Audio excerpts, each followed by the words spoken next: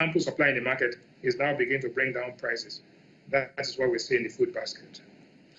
You touched briefly on urban and rural inflation there. So this is where you and I live and work, Lagos, Nigeria's economic and financial epicenter. And folks say it's expensive to live in Lagos.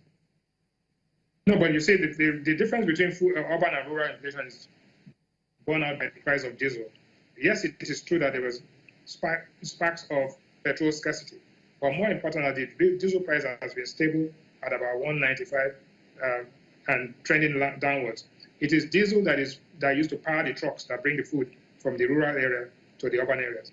And because of telephone density, right, intensity in this country, people are now able to compare prices. So we are beginning to see that narrowing between the urban and the rural area. And what is urban Nigeria and what is rural Nigeria? There's 54% of the Nigerian population in the urban areas already, and there's greater urbanization taking place. So those differences are going to be very mute as time goes on. If I look at these numbers all over again, then it begins to ask a lot of questions about where we go from here. Well, the truth is that where we go from here, I won't be surprised if we see a slowing down of this trend or a reversal of the trend in this month, because the planting season has started and people are having huge carrying costs of their inventory.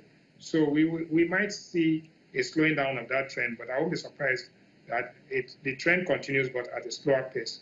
So we can begin to see inflation actually trend towards 14%, which will be excellent news. But let's wait and see when the MPC meets next week, how they react to this. This is the headline. CPI is looking a little bit close to monetary policy rate at 14%. Yes. Yes. What you should look at, Bosen, is the core inflation rate. You compare the core inflation rate with the monetary policy rate. The core inflation is down at 11, so there's enough room to maneuver the policy rate, and also enough room to allow the treasury bill rates to come down, and more important, to refund some of the cash reserve so that you can create liquidity and begin to incentivize the banks to lend not just to corporates but to lend to the SMEs. The central bank has taken the lead by actually making foreign exchange available to the SMEs, making foreign exchange available to the BDCs. So if you begin to democratize the process of credit, democratize the process of money supply, you begin to see the impact, because this is not just about the data, it's about the impact. That is what makes the difference. And what does this inflation, what should it tell the economic managers within the Buhari's executive administration? First and foremost, they've got to be bold. They've got to be bold to bring down interest rates so that it can increase activity. The economic objective of any manager is to increase output and activity and employment. Forget about inflation. All these are data points which are useful to make decisions. But the ultimate goal is for the well-being of the people of this country to be better off than they were a year ago or 2 years ago. That has not been answered. Unemployment is still growing, and the activity level, even though increasing, is increasing in areas where people are not engaged.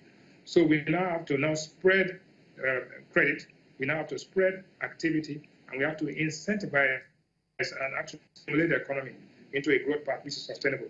Coincidentally, the president launched his investment labs for the ERGP, which is a good thing. But those are sound bites. What people want to see, people want to see impact. People want to feel it. People want to feel prosperity.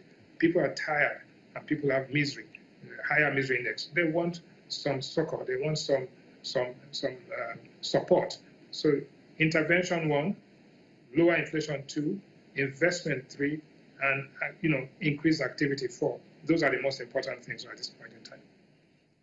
Do you think our GDP will have some nudges to the north if we continue on this inflation trajectory? And do you at any point later this year see this inflation perhaps becoming a little bit sticky when we begin to spend very rapidly into the electionary cycle? Yeah, you hit the nail on the head. The point is that inflation is not the important issue. The important issue is growth. And not just growth that is impactful, growth that employs people. The moment you start increasing your activity, the moment you start growing rapidly, there's what we call the trade-off, the Phillips curve trade-off, which means that as growth increases, inflation increases, but inflation can be managed, but growth could be enhanced. So don't worry about it. Just ensure that even if we have an increase in inflation back to 14 or 15%, the range, 1% of 15, is much lower than a 1% of 1% in GDP growth. So if we move from 1.4% GDP growth to 2% GDP growth, we have actually expanded GDP activity by 100% of the range. That is what is most important at this point in time.